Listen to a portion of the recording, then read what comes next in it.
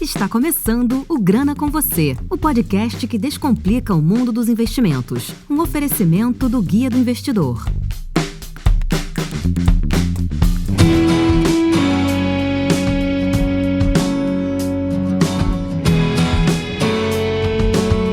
Estamos aqui na edição 07 do Grana com Você. Bom, eu estou aqui com Ana Paula Abreu, que é minha colega aqui do Guia do Investidor, e também estou com um convidado super especial hoje para a gente falar de um tema que muitas vezes o investidor acaba esquecendo. A gente, investidor, olha sempre muito para o preço da ação, para a cotação, e esquece que existe uma empresa funcionando ali por trás. Então, toda uma estrutura de empresa que vai gradativamente crescer, né? Sempre assim, não cresce da noite para o dia, é por longo prazo. E nesse meio desse crescimento tem vários processos acontecendo, tem várias outras empresas participando, tem parceiros, tem fornecedores, tem assim um ecossistema ligado a essa empresa que está fazendo acontecer o dia a dia dela, para que no longo prazo ela venha trazer retorno ao acionista. Bom, e o convidado de hoje é o André Pimentel. Ele é sócio da Performa Partners, que é uma empresa que atua no setor juntamente com as empresas da Bolsa, e eles trabalham com fusões, aquisições, turnaround, todos esses processos que eu mencionei anteriormente ligados às empresas na Bolsa. Bom, queria que você se apresentasse aí, André. Legal. Bom, eu sou sócio da Performa Partners. A Performa é uma consultoria especializada em reestruturação de empresas e, na verdade, a gente gosta de falar em grandes transformações empresariais, ou seja, empresas que estão com desempenho fraco e querem voltar a ter um desempenho de excelência, ou mesmo companhias que estão passando por alguma dificuldade, algum momento de estresse operacional e financeiro. Nós atuamos ajudando essas empresas a atravessarem esses momentos mais difíceis e a recuperarem seus resultados e sua rentabilidade lá na frente. A gente faz isso tanto como assessores executivos, digamos assim, né, como uma espécie de consultoria, ou mesmo como gestores interinos, eventualmente assumindo até a gestão interina de algumas companhias durante um ano e meio, para poder concluir esse processo. Perfeito. Aproveitando aí, já que você falou um pouco da atuação da Performa, eu queria que você falasse assim, de quais empresas já passaram por esse trabalho de vocês. Você pode citar alguns nomes aí pra gente? Posso sim. A companhia, a Performa, tem um histórico de companhias de médio para grande porte, que é onde nós atuamos, tanto companhias de capital aberto quanto de capital fechado, companhias de controle familiar. Eu posso citar algumas, por exemplo, o Grupo Pão de Açúcar, foi um grande cliente nosso e com o qual a gente mantém uma boa relação. Eu, pessoalmente, antes da Performa, atuei como consultor e como reestruturador de várias operações do Grupo Pão de Açúcar. Outro exemplo, nós atuamos, ainda falando de varejo, nas operações do Walmart, hoje Grupo Big. Já estivemos em Centauro, que é uma empresa hoje, um ecossistema de esporte. Fizemos um projeto também muito interessante na ReHap, TB Kids, uma companhia de varejo, e Rede Le Postis foi um outro cliente nosso. Fora do varejo, nós temos experiências com planos de saúde, Intermédica foi cliente, alguns hospitais, enfim, tem uma gama bastante grande, empresas do ramo de infraestrutura. Fizemos um projeto muito interessante na IGEA Saneamento, que hoje é a maior operadora de saneamento no Brasil. Enfim, um histórico aí de sucesso bastante bacana. Louvável, né? É um histórico bastante interessante aí. E dentro desse histórico, André, você pode dizer pra gente qual foi o processo de, como chama, né, o nome, falar mais chique, Merger and Acquisition, ou então de fusão e aquisição, que foi mais complexo até hoje, na sua carreira e também para a Performa? Eu vou citar um exemplo que tem muito a ver com o trabalho que a gente faz de reestruturação, que eu acho importante e que você falou uma coisa muito bacana no início, quando você apresentou. Muita gente que investe em companhias, muita gente que vê alguns anúncios de fusões e aquisições, às vezes não tem muito claro que existe uma operação por trás disso tudo, né? Uma companhia que está trabalhando todo dia, que está produzindo produto, está vendendo produto, que tem um back-office, enfim, que tem todo um dia a dia operacional que é o que leva ela a, de um jeito ou de outro, ser atrativa para participar de um deal, né? de uma fusão com uma outra companhia, ou de estar capacitada para adquirir, né? Fazer uma aquisição e absorver, integrar essa companhia comprada nas suas operações, ou mesmo, em alguns momentos, companhias que veem uma saída no negócio de M&A, de fusões e aquisições, para uma situação, às vezes, de estresse muito, muito grande, né? Acho que vou citar um exemplo de um cliente nosso que é da área industrial, e isso é interessante porque, infelizmente, no Brasil a gente tem um processo de desindustrialização muito forte, ou seja, muito poucas empresas industriais hoje são significativas no mercado, mas a gente, final de 2014, nós assumimos como gestores interinos uma companhia chamada Levorim Pneus, que é uma fábrica de pneus de bicicleta e motocicleta de baixa cilindrada, a única fábrica que fabricava pneus de bicicleta praticamente nas Américas, e a líder no que a gente chama do aftermarket de pneus de baixa cilindrada. Pneus de motocicleta, por exemplo, que os motoboys usam bastante e tal, que é um mercado muito, muito bom, né? Nós assumimos essa empresa, ela estava passando por um momento de estresse muito forte. Praticamente a empresa não conseguia mais operar porque o seu estresse operacional e financeiro tinha trazido praticamente uma ruptura na cadeia de fornecimento àquela altura, que a empresa não estava mais recebendo, não tinha condições mais de conseguir receber matérias-primas para operar. Nós fizemos um trabalho de turnaround bastante forte, foi um dos cases mais difíceis que nós tivemos. É uma companhia grande, tinha 2 fábricas, uma em São Paulo, outra em Manaus, uma quantidade de funcionários bastante relevante, um pouco mais de 3.000 funcionários, e o nosso grande objetivo era garantir que a companhia, primeiro, né, no processo de turnaround, que ela ganhasse tempo. A gente fez uma gestão de crise no curto prazo para que a empresa pudesse continuar operando enquanto a gente tinha tempo de entender e implementar mudanças necessárias para ela retomar o seu caminho. E em determinado momento, isso aconteceu, eu acho que com bastante sucesso, mas a companhia tinha uma estrutura de capital muito comprometida. Ou seja, ela tinha uma dívida muito grande, uma dívida que, primeiro, se tudo corresse bem, ia demorar muito tempo para ser paga, e, obviamente, com todos os riscos envolvendo de você tocar um negócio de maneira tão apertada. E uma das saídas, vamos dizer assim, quase que como o fechamento desse processo de turnaround para poder salvar a operação, além da melhoria dos resultados da operação, ficou muito claro que a companhia precisava ter um investidor, ter um novo sócio, de forma que ela pudesse recompor a sua estrutura de capital, trocar dívida por equity, digamos assim, né? Alguém que comprasse e assumisse a dívida e fizesse com que a companhia, que toda a melhoria que tinha sido trazida para a companhia pudesse passar a reverter como caixa reinvestido na própria companhia, né? Ou eventualmente até como, enfim, resultados a serem distribuídos, mas que a companhia pudesse viver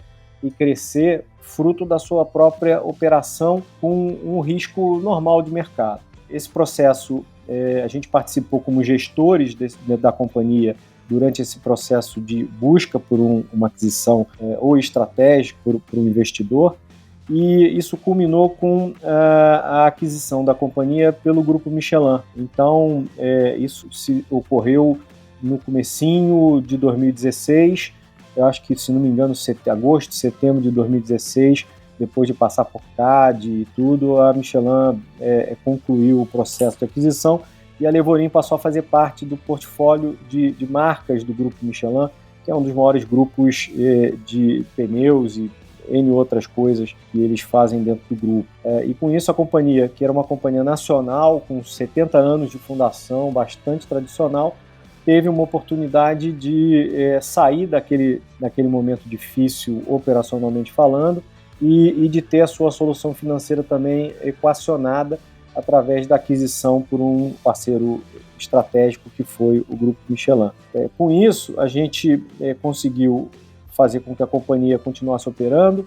A marca Levorin hoje ela é bastante valorizada, a gente vem acompanhando esse ex-cliente, a gente percebe que os investimentos, a Michelin investiu bastante, continua investindo na marca, ela certamente está crescendo e além de tudo isso, né, uma companhia que continua gerando emprego, continua ajudando aí o país, né, continua exercendo aí, além da sua função empresarial, as suas funções sociais no mercado. Então, esse é um exemplo bacana em que o M&A foi utilizado para resolver um problema de estrutura de capital, que era praticamente o último empecilho para a conclusão de um processo de muito sucesso de turnaround.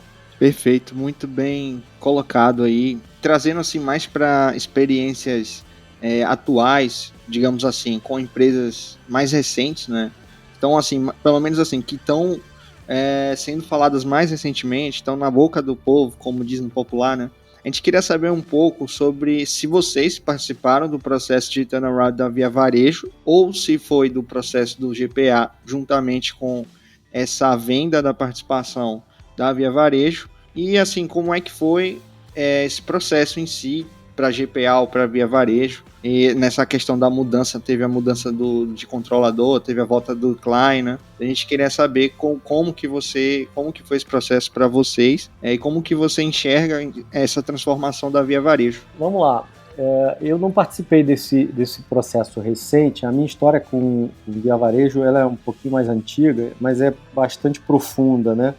Eu quando eu tinha o Grupo Pão de Açúcar como um cliente de várias reestruturações, uma das reestruturações que eu liderei foi do momento que o Grupo Pão de Açúcar comprou as lojas do Ponto Frio, né, a Globex, isso em 2009. A Globex é uma companhia de capital aberto, estava há muito tempo para sendo colocada à venda pelo seu acionista, né? Uma companhia que, por conta desse desgaste de estar à venda há muitos anos, a sua operação estava sentindo os efeitos desse processo. Quando a gente assumiu interinamente a gestão do Ponto Frio, a companhia, são dados públicos, era uma companhia de capital aberto, isso está disponível, ela tinha, o trimestre anterior, a companhia fez um EBITDA negativo de 11%, e uma companhia que faturava na época uns 5 bi. A gente teve que atuar de maneira muito forte, muito rápida, para poder fazer com que alguns problemas de curto prazo que estavam muito impactando os resultados, falta de produto nas prateleiras e por aí, para que isso fosse corrigido e implementando medidas adicionais para poder voltar com a rentabilidade para o negócio. Obviamente, parte disso também foi um processo de integração com que era, né, algumas atividades de back-office com o próprio Grupo Pão de Açúcar, que tinha adquirido Ponto Frio. E depois de 1 ano e meio, final de 2010, nós fizemos a transição com o projeto concluído, uma companhia que nos 2 últimos trimestres de 2010 tinha conseguido dar um EBITDA superior a 5%. Então saímos de menos 11% para mais 5%. Foi um turnaround bastante bom. E nessa época, o grupo fez um acordo com os acionistas na época, Casas Bahia, para trazer as operações de Casas Bahia para dentro do grupo. E a gente participou de um processo inicial de integração dessas duas operações, né, de Ponto Frio e Casas Bahia, que foi o embrião da criação de Via Varejo. Junto, inclusive, com a operação de Ponto Frio, tinha uma operação de e-commerce bastante interessante, ainda vamos dizer assim, iniciando um processo de crescimento bastante vigoroso, e depois, na estruturação de Via Varejo, essa operação de e-commerce acabou se transformando na operação da Cenova, que era o e-commerce do grupo naquela época. Esse processo de integração, obviamente toda integração ela é um desafio bastante grande, culturas diferentes, junção de processos diferentes, então unificar processos, otimizar recursos, nunca é um processo fácil, mas acho que ocorreu uma primeira fase de integração bastante positiva. A operação, posteriormente, quem controlava a operação de Via Varejo era o antigo acionista de Casas Bahia, ele que geria pelo acordo de acionistas, e posteriormente o Grupo Pão de Açúcar acabou assumindo a gestão de Via Varejo a partir aí do final de 2012. As operações de Cenova apartadas de Via Varejo, e um passo seguinte era exatamente fazer as integrações de Cenova com Via Varejo, ou seja, você ter o varejo físico e o varejo de e-commerce integrado, como a gente percebe, por exemplo, em Magazine Luiza, faz isso com um sucesso bastante bacana. Esse processo, ele, enfim, demorou um pouco a ocorrer e acabou, pelo entendimento que a gente faz, passando por um momento em que o Grupo Pão de Açúcar resolveu focar os seus esforços nas operações do varejo de alimentos e não alimentos. E foi quando ele acabou tomando a decisão de colocar a operação de Via Varejo à venda. E o antigo controlador de Casas Bahia acabou, junto com alguns outros investidores, assumindo aí o controle da companhia. Eles, pelo que a gente acompanha, trouxeram de volta a equipe que existia basicamente em Casas Bahia, antes da fusão com o Grupo Pão de Açúcar, e alguns executivos da época em que a família controladora da antiga Casas Bahia geria Via Varejo. Os resultados, a gente tem acompanhado os resultados e parecem ser bastante promissores. Obviamente, a gente tem que... E isso é uma coisa importante, Jean. Quando a gente fala de resultado de companhia, a gente tem que olhar com bastante detalhe, porque a gente tem que procurar entender exatamente se o resultado ele reflete as operações correntes e recorrentes da companhia, né? E esses últimos 2 anos, 2019 e 2020, além das dificuldades de mercado, econômicas, pandemia, a gente teve um efeito nos resultados de muitas companhias, algumas nem tanto, mas companhias de varejo acabaram tendo um impacto muito grande de resultados não recorrentes ou de mudança na maneira como o resultado é mostrado, né? Eu acho que isso, para quem investe, é super importante para poder ter uma análise crítica mais precisa sobre as operações, que no final das contas são elas que fazem o resultado, e é o resultado que faz a valorização ou não do papel da companhia, né? Então, 2 eventos eu acho que muito importantes, e que principalmente quando a gente fala de varejo a gente tem que olhar e entender, foram: primeiro, a mudança em algumas regras, né? Algumas pessoas vão conhecer, né, mudanças trazidas pelo CPC 06, que é como se fosse o código que rege a maneira de você contabilizar as coisas de maneira formal, e seguindo aí o seu equivalente americano, que é o IFRS 16, que considerou uma mudança de regra que envolve principalmente quando você tem ativos que são alugados. Então, eu não vou entrar em muito detalhe, mas só para simplificar o efeito, nas demonstrações financeiras, uma parte relevante do que seria despesa de aluguel, ou seja, que está nas linhas de despesa, ou seja, antes do EBITDA, né, impacta o EBITDA negativamente, né, porque é uma despesa. A partir desse marco que começou a valer em 1º de janeiro de 2019, parte importante, bastante relevante em alguns casos dessas despesas, são transformadas numa depreciação que está abaixo do EBITDA. Então, qual o efeito disso? Quem olha para o EBITDA hoje das operações de varejo vai ver que o EBITDA, em alguns casos, aumentou muito por conta dessa mudança, né? Empresas, grandes varejistas que têm centenas, às vezes até na casa de milhar de lojas, às vezes pelo tamanho tem impactos assim de 300, 400, 500 milhões no EBITDA, impacto positivo, mas que na verdade é um impacto causado por uma mudança na regra. Não é que o EBITDA, de repente, as despesas caíram 300, 400 milhões, é que a maneira de contabilizar parte dessas despesas passou a ser diferente. Então, se você retornasse para a regra anterior, esse EBITDA ele ia cair, ele ia ser menor esse montante, né? Então, eu acho que esse é uma parte importante que a gente tem que olhar para analisar os resultados e olhar exatamente o que é a operação. E a outra coisa que tem trazido aí um benefício, e aí eu acho que é para muita gente, alguns ganhos que muitas empresas tiveram com relação à questão do PIS/COFINS na base do ICMS. Então a gente está falando aí em empresas muito grandes, de ganhos de causa que trouxeram créditos não recorrentes, 1, 2 bilhões, né? Coisas desse montante, que acabaram também impactando o resultado diretamente, inclusive o EBITDA. Então, eu quando estou olhando para uma operação hoje, como a gente está acostumado a estar operando empresa, gerindo empresa, e o que a gente quer é que as operações da companhia gerem um bom resultado e isso esteja refletido no demonstrativo, né, de resultado nas suas demonstrações financeiras. Hoje eu tomo muito cuidado ao analisar em tirar esses efeitos, primeiro esse do CPC 06 e IFRS 16 e também os impactos que são pontuais, são não recorrentes, desses ganhos em função da interpretação que foi dada, que acabou dando ganho de causa para as empresas, na redução dos COFINS da base de cálculo do ICMS. Tá?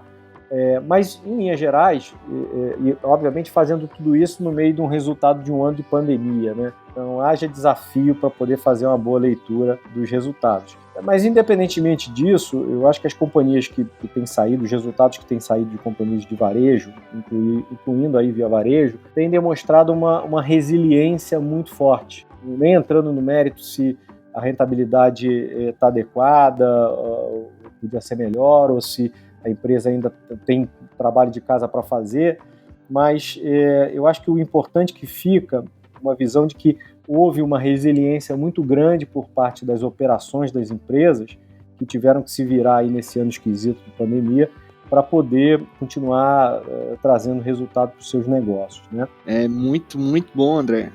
Especialmente que você falou aí, né, no final, além de contar, claro, toda a trajetória aí do Via Varejo diante da Cenova, da Via Varejo, antes de todo esse processo, ainda da questão do GPA também junto, essa questão dos créditos fiscais, né, dos não recorrentes, que muitas vezes polui os resultados e os investidores. Imagina para vocês que já fazem análise muito mais assertiva, né, que sei lá, a maioria dos investidores da bolsa, né? E até mais do que fundos, sei lá, mais do que investidores institucionais, porque vocês estão por trás, vocês estão trabalhando juntamente com as empresas, então isso precisa ser totalmente assertivo, né? Mas imagina para o investidor pequeno que acaba vendo, puxou um resultado lá de 100% de lucro e ele nem faz ideia de que aquilo ali foi só receita... Resultado não recorrente, exatamente. Exatamente. Bom, e aproveitando aqui falando do Pão de Açúcar, a gente tem uma pergunta para você sobre, mas eu vou deixar para a Ana, que é especialista na empresa, mas só depois do intervalo.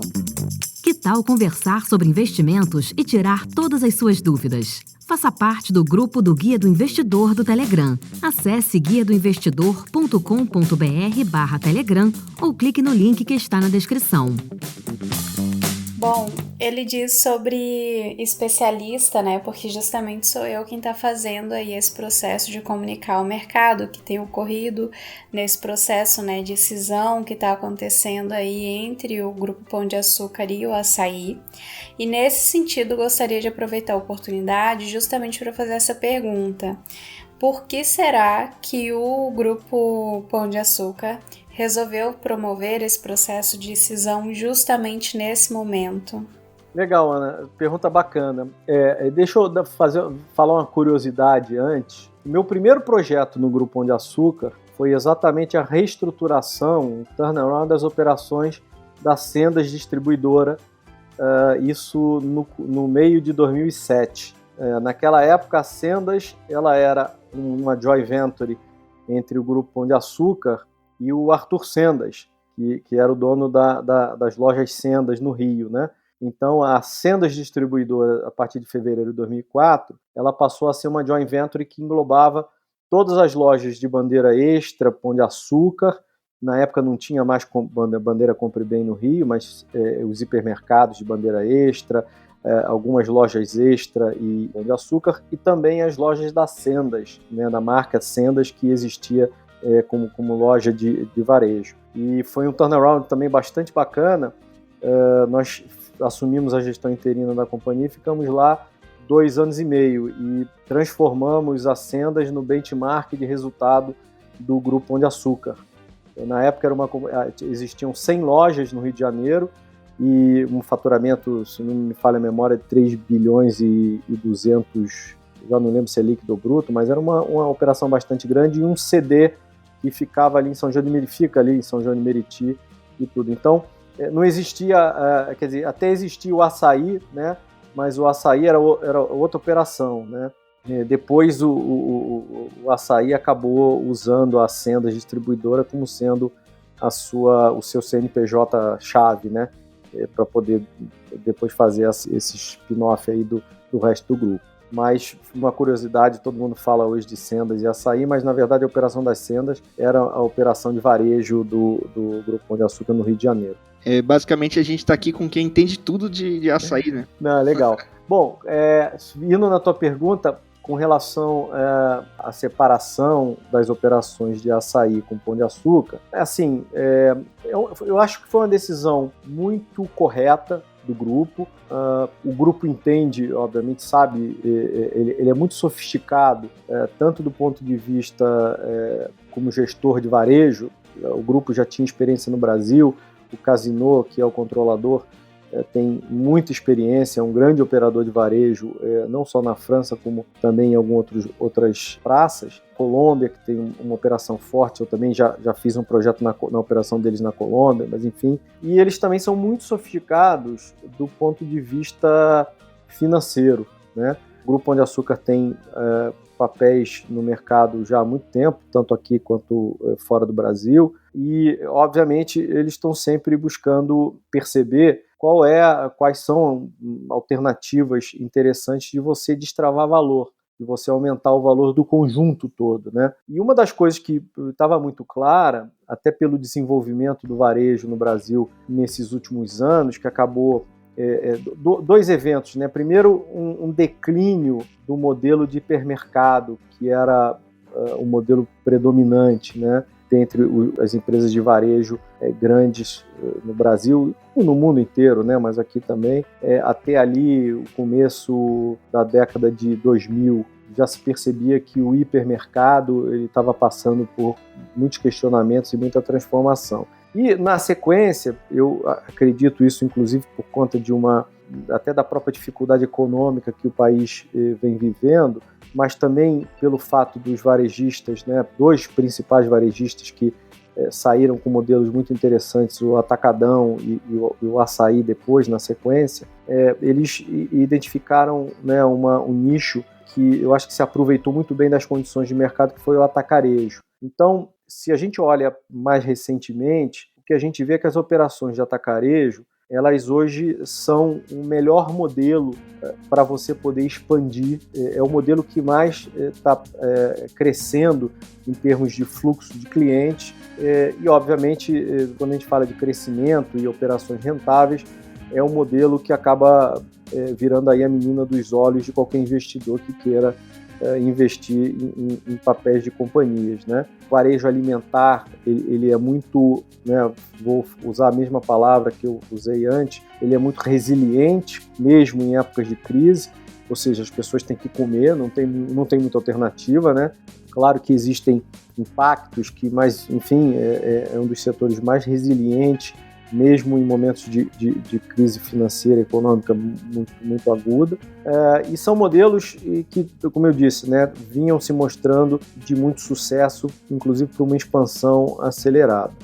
Quando a gente olhava o grupo antes, ou seja, tudo isso misturado, nitidamente o mercado não conseguia, às vezes, entender ou identificar os fatores favoráveis de cada uma das operações e os potenciais que cada uma das operações tinha para o futuro, né? É aquela história, todo mundo olhava sempre o todo, né? A média, e não percebia que individualmente os modelos, né, diferentes, eles tinham potenciais diferentes, mas às vezes muito bons, de potenciais de crescimento, de rentabilidade bastante favoráveis. Então, o grupo, imagino que entendeu isso, né, que seria muito interessante conseguir separar essas operações do açaí do resto do grupo Pão de Açúcar, inclusive nesse momento já sem, por exemplo, via varejo e outros negócios que não varejo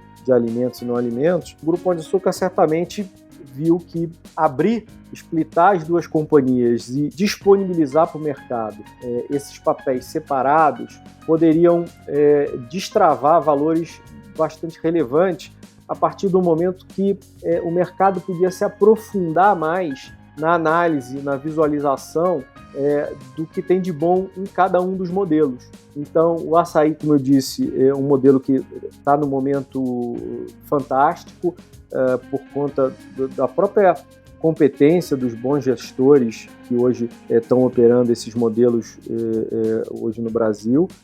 Isso acontece no momento que também, economicamente, a situação ela favorece muito mais o varejo de preço, de economia, né? Isso é muito importante. E o potencial que, principalmente, né, a gente está falando de açaí, mas o próprio Atacadão também tem, que são os dois maiores players nesse mercado.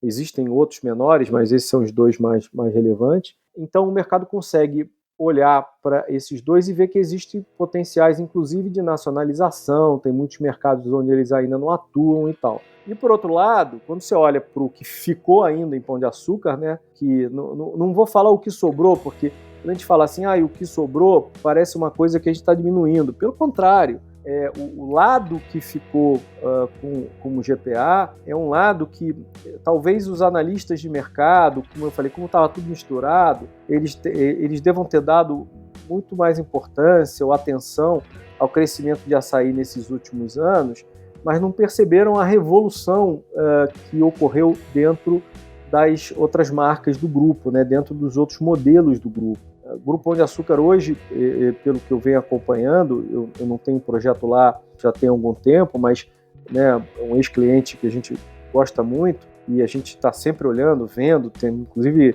buscando continuar aprendendo com eles, né? Eles conseguiram uma revolução, por exemplo, uma revolução digital incrível. Eles têm hoje um e-commerce de alimentos, têm ferramentas de relacionamento com clientes, tem, enfim, uma série de ferramentas importantes e que vão ser, né, pelo que a gente nota, cada vez mais importantes nesse futuro. Não vou dizer diferente, porque, enfim, esse negócio de novo normal, para mim, isso não é toda a verdade, mas num mercado em evolução, né, num mercado em que os clientes querem evoluir e querem empresas com as quais eles se relacionem evoluam também, inclusive no nível de serviço, na maneira de servir, por aí vai. Eu acho que o lado Pão de Açúcar, ele também vai agora poder mostrar para o mercado de maneira mais clara, vai poder ganhar a atenção do mercado de maneira mais clara, e o mercado vai ver tudo de bom que também ocorreu e vem ocorrendo e o potencial que isso tem para frente, né? Eu estou dizendo isso assim, não estou querendo nesse momento dar uma de analista de papel, né? Mas se a gente olha como é que foi o impacto, né? Como foi recebido no mercado essa separação, a gente vê que realmente tinha aí um valor a ser destravado bastante relevante. Se você somar hoje o papel das duas companhias, né? Ele está, até onde eu tinha visto, quase 20% acima do que ele era antes da separação, né? Mostrando que o mercado está apostando que ele consegue, talvez agora, olhar de maneira mais clara e valorizar efetivamente essas duas operações de maneira independente. Então, acho que foi bastante positivo, foi feito certamente de maneira muito competente, muito inteligente, mesmo durante a pandemia. Eu diria que foi, inclusive, uma execução desse processo de muito sucesso. Você falou aí justamente sobre a questão do valor, né, das empresas. Acho que seria interessante a gente explicar aqui realmente o que foi que aconteceu, né? Porque dessa separação, a gente viu que o Pão de Açúcar, as ações teoricamente despencaram, e a do açaí subiu o equivalente ao que a do Pão de Açúcar despencou, né? Então eu queria entender como foi esse processo do valuation, quem que deu valuation, e se você acha que hoje são assim, realmente condizem com a realidade, os valores no mercado condizem com a realidade das empresas em si, ou se, por exemplo, será que o Pão de Açúcar não foi excessivamente penalizado? A gente queria entender também qual foi o tamanho do açaí lá dentro, né? Para que o Pão de Açúcar, ele sozinho valesse só 6 bi, né? Então a gente quer entender mais como é que foi essa separação na Bolsa. Legal, teu ponto é excelente, né? Valor de um papel, eu não sou um grande especialista nisso, longe disso, mas quando você valoriza um papel, você não está só valorizando o resultado atual, mas também existe uma componente que olha para as perspectivas futuras desse negócio, né? E é muito interessante que sempre que há uma expectativa de grande crescimento, isso traz uma valorização para o papel, eu diria que maior talvez do que se você se atesse aos resultados daquele momento, né? Ou seja, se todo mundo acredita que a execução de um plano ambicioso vai ser bem sucedida, todo mundo se anima e, obviamente, quer entrar. E quando todo mundo quer entrar, leis do mercado, né, o papel tende a se valorizar e as pessoas topam pagar um pouco mais, né, valorizar um pouco mais, porque elas têm uma perspectiva que elas acreditam que é uma perspectiva muito boa. E ao contrário, acontece a mesma coisa. Quando você pode ter um negócio muito bom hoje, mas você não há uma expectativa de que esse negócio continue crescendo e aumentando e melhorando a rentabilidade, aquilo, assim, para quem está buscando ganhos maiores, aquilo deixa de ser um papel tão atraente assim. O que não tira o mérito, né, dos resultados que essa operação continua dando, mas na cabeça de muito investidor não tem uma perspectiva de ganhos grandes, né, no futuro. Eu acho que o que aconteceu de momento com o Pão de Açúcar, com essa operação, primeiro, eu acho que não tem ideia, né, como é que eles fizeram o valuation das partes para poder definir quanto é que seria cada papel, mas eu acho que o mercado, quando a operação iniciou separada, eu acho que o mercado foi buscar os equilíbrios, né? Então ele levou o papel do açaí a um patamar bem mais elevado por conta das perspectivas de grande crescimento que o açaí tem, né? E perspectivas que o mercado a princípio acredita, porque ele olha para o passado recente e vê que a companhia vem entregando, né, coisas parecidas. E ao contrário, quando ele foi para Pão de Açúcar, ele vê uma companhia que, vamos dizer assim, tem um ritmo menor, né, ou pelo menos comparado com o açaí, tem um ritmo menor, uma expectativa menor de tamanho de crescimento e por aí vai. E aí o mercado, com isso, começa a buscar também um equilíbrio.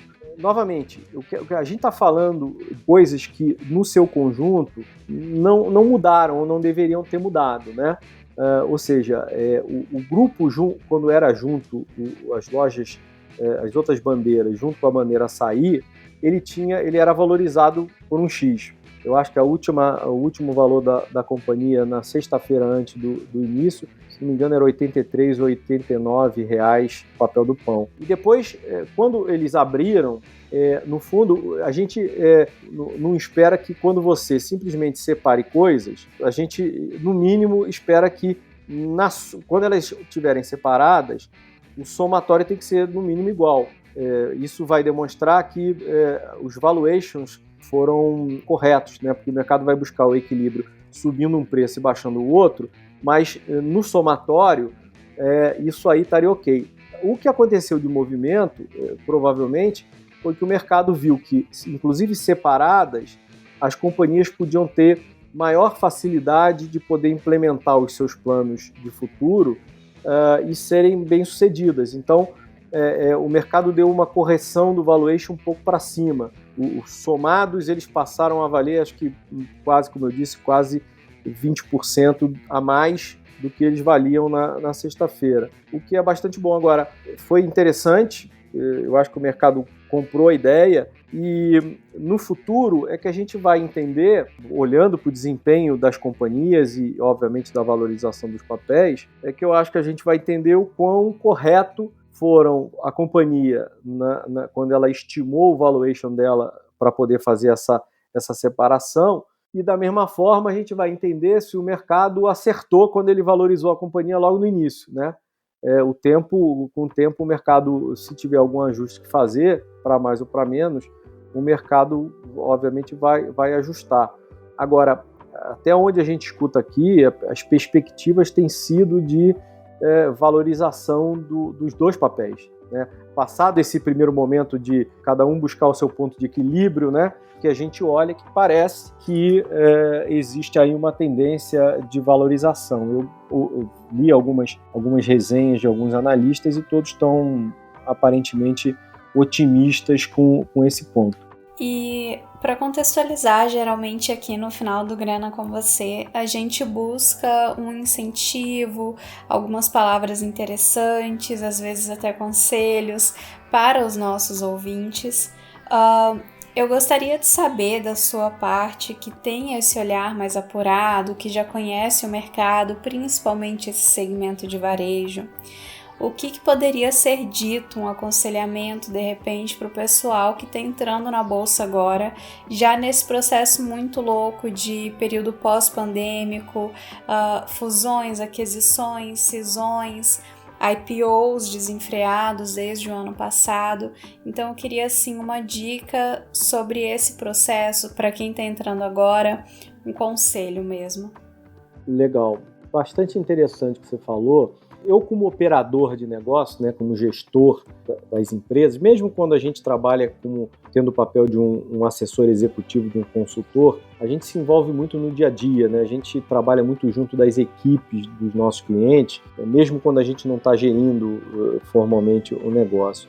Então a gente é muito ligado em entender e conhecer o resultado real que as operações estão proporcionando, né? O momento do mercado hoje no Brasil, ele tem não vou te chamar de distorção, mas ele é um momento que ele talvez nunca tenha vivido na história. Não vou nem falar que é recente a palavra, porque estamos falando aí de algumas décadas, pelo menos eu, que já trabalho há 30 anos, um pouco mais de 30 anos, nunca vi condições de mercado como essa, ou seja, inflação controlada, né, num patamar baixo, juros civilizado, e essas duas coisas no mercado, eu nunca vi isso antes. Como eu disse, eu estou há mais de 30 anos trabalhando, nunca tinha visto esse tipo de ambiente econômico, né? Tirando as outras questões que a gente conhece muito bem de Brasil e tal, mas isso acabou fazendo, e isso não é, obviamente, só Brasil, isso é uma questão global, que já vinha afetando o mundo, inclusive há mais tempo. O Brasil, por conta da queda de juros recentemente, aqui, acabou encarando o mesmo desafio, que é uma incrível liquidez, com todo mundo procurando bons projetos para colocar essa liquidez, porque outros tipos de investimento, teoricamente de menor risco, que antes, principalmente aqui no Brasil, davam retornos muito grandes, né? Se a gente pensasse em investimentos em qualquer tipo de investimento de renda fixa ou qualquer coisa assim no Brasil, a gente estava falando de coisas de 10 para cima, de 10% para cima, sem esforço nenhum. E hoje, com uma Selic a 2%, isso não existe mais. Então, todo investidor está olhando para a sua carteira e vê o seguinte: o que faço eu para sair dos 2% de Selic, né? Onde eu vou buscar colocar o meu dinheiro para poder buscar rentabilidades maiores do que essa. Talvez nem se aproximem, se o cara for conservador, do que ele conseguia numa aplicação conservadora quando a Selic era 14%, mas pelo menos aonde eu vou buscar algum lugar em que eu possa ganhar um pouco mais do que esses 2%. E isso está fazendo uma revolução no mercado de capitais no Brasil, porque não tem muita alternativa, né? Você tem dois jeitos de ganhar dinheiro. Ou você, antigamente, botava o dinheiro sem muito risco para dormir e acordar no dia seguinte sem muito esforço, ter tido um rendimento bacana. Hoje, para ter aquilo ali, você tem que correr risco. Você tem que correr risco investir em negócios, investir em empresas, né? Então, o mercado hoje, quando você falou que os investidores estão olhando o valor dos papéis, das empresas, que realmente assim, todo mundo tem que entender que existe uma incrível oferta de dinheiro no mercado procurando bons projetos. E, do outro lado, teoricamente, tem muito menos projetos do que seria necessário para todo aquele dinheiro disponível. Num cenário como esse, obviamente, você vai ter muita gente indo buscar capital via bolsa e, da mesma forma, muita gente investindo em empresa e, eventualmente, pagando um pouco mais caro do que pagaria numa situação de mercado normal, com equilíbrio entre oferta e demanda, né? Oferta de dinheiro e demanda oferta de dinheiro e oferta de projeto, né? Então, hoje em dia, tem aí uma competição, principalmente pelos melhores papéis, o que faz com que esses investimentos, obviamente, não vou dizer que ficaram caros, mas acabem eventualmente saindo um pouco acima do que eles sairiam se a situação não fosse essa. Então, eu acho que isso é importante entender, porque assim, a gente nunca teve, de novo, né, na história, uma quantidade de IPOs tão grande, uma quantidade de dinheiro entrando no mercado de capitais tão grande, mas muito disso é por conta dessa falta de alternativa. E aí, o que você encontra no mercado? Que é o segundo ponto que eu queria falar. Você tem no mercado empresas que estão chegando agora, empresas que, na verdade, né, mostram lá os seus resultados mais recentes, etc., mas são empresas que tiveram pouco acompanhamento, que o mercado não está acostumado, etc., mas que, enfim, algumas parecem muito promissoras. E você tem outras empresas que já estão no mercado há muito tempo, com toda a dificuldade, com todo o ambiente mais difícil para o mercado de capitais. Tem empresas que estão, né, que já fizeram esse trabalho há muito tempo. O Grupo Pão de Açúcar está no mercado há bastante tempo, né? E dessas empresas que estão no mercado há bastante tempo, tem muitas que são já muito bem conhecidas e de muito sucesso. Só que, obviamente, né, os papéis já estão na mão de alguém, né? Então, quando surge uma oportunidade bacana dessa, que ocorreu com a separação do açaí do Pão de Açúcar, isso é uma novidade numa companhia que é uma companhia ultra conhecida, que todo mundo acompanha de perto e todo mundo considera uma companhia de muito sucesso, muito bem resolvida do ponto de vista de gestão e tudo. Por mais que possa um período ou outro alguma coisa acontecer, ter um impacto, etc., mas são companhias que no longo prazo têm se mostrado companhias muito bem geridas, né, que trazem aí resultados consistentes, sólidos, recorrentes ao longo de muito tempo. Hoje a gente vê no mercado muitos novos entrantes, companhias que às vezes até já estavam fazendo follow-ons e buscando mais recursos na Bolsa, e companhias já sólidas, né, consolidadas, inclusive sêniores na Bolsa, né, já estão ali há bastante tempo, que produzem resultados consistentes muito bons ao longo de muito tempo. Se eu fosse citar para vocês especificamente de varejo, que você comentou, certamente Pão de Açúcar ou Açaí, né, os dois papéis, eu acho que tem mostrado uma consistência ao longo do tempo, perspectivas muito boas, cada uma no seu modelo agora, né? Um outro papel que eu, na verdade, quem sou eu para dizer, né, que é um bom papel, eu acho que o mercado inteiro já diz isso, né? Magazine Luiza, que vem demonstrando um varejo muito difícil, né, que é o varejo que começou, né, com o varejo de eletroeletrônicos, que dificuldades muito grandes, riscos muito grandes, tem uma demanda de capital relevante para que você possa ter tamanho, ter escala. Magazine Luiza conseguiu fazer um trabalho longo, né, que começou há muitos anos atrás, para poder ir transformando o seu negócio.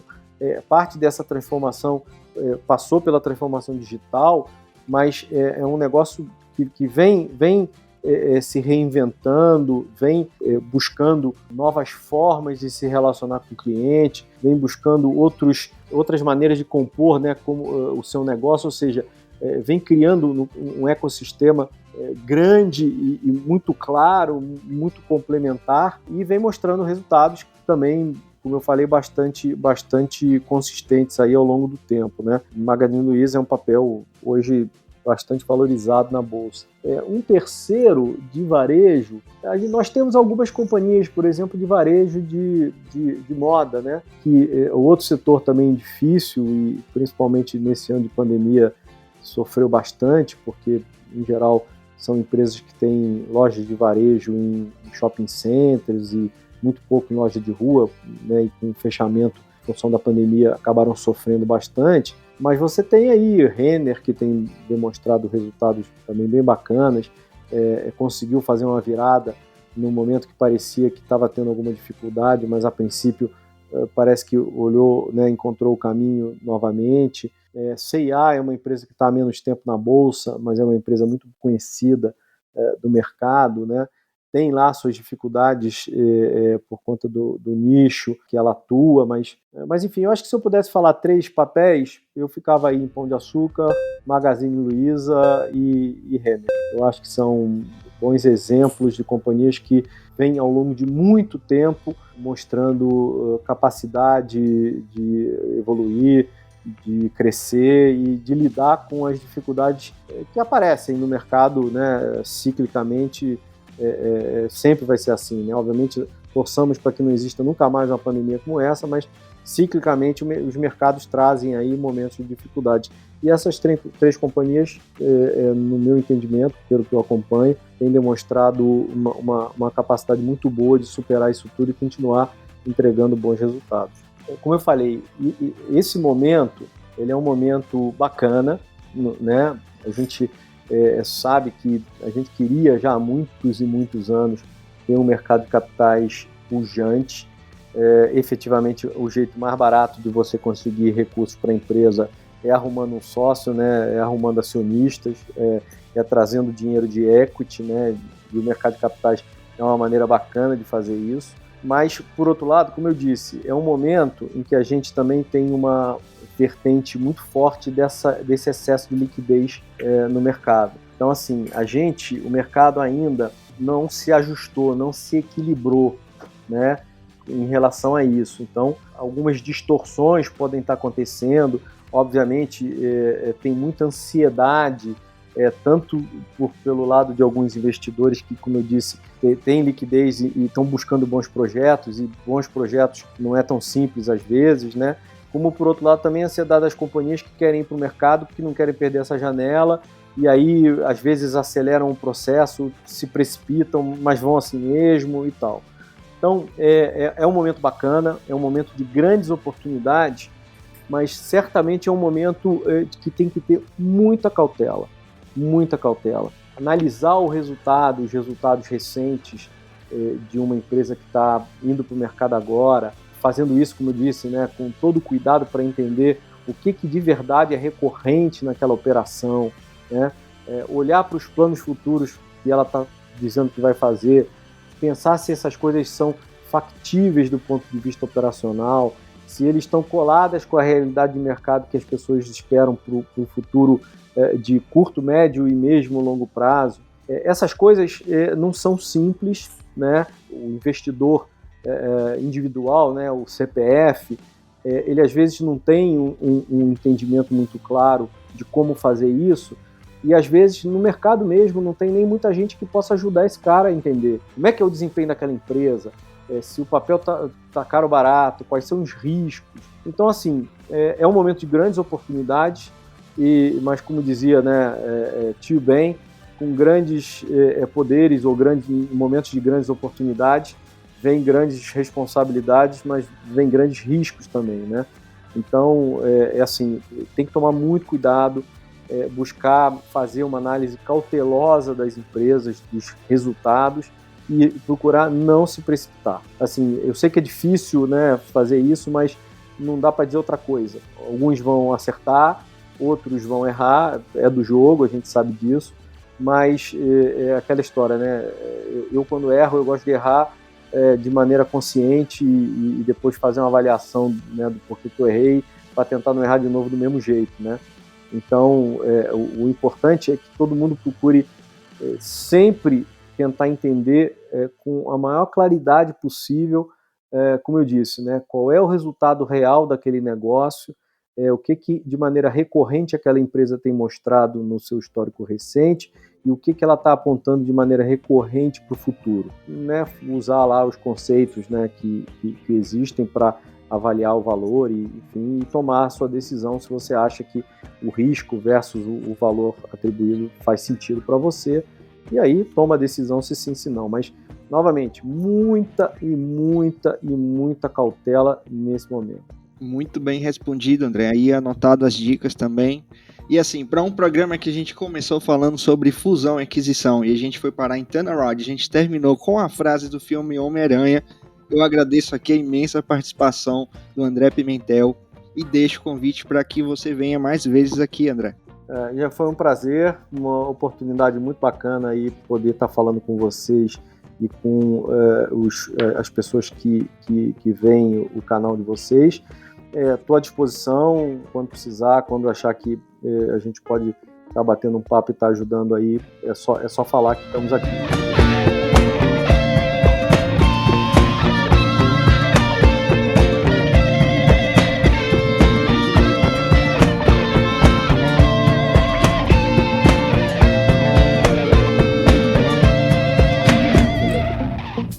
Este episódio foi um oferecimento do Guia do Investidor, sua fonte diária de conhecimento sobre investimentos. Até a próxima! Todo investimento representa riscos. Antes de negociar ou realizar qualquer investimento, faça o devido estudo. Os conteúdos produzidos pelo Guia do Investidor são para fins informativos, não podendo ser considerados como recomendação de investimento.